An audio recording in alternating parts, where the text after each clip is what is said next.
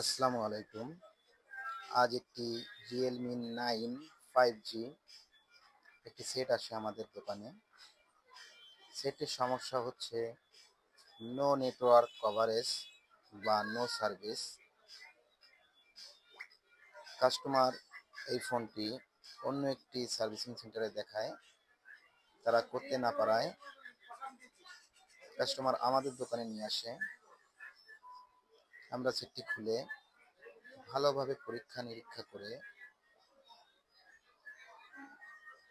দেখি সেটটির 4G আইসি থেকে সমস্যা।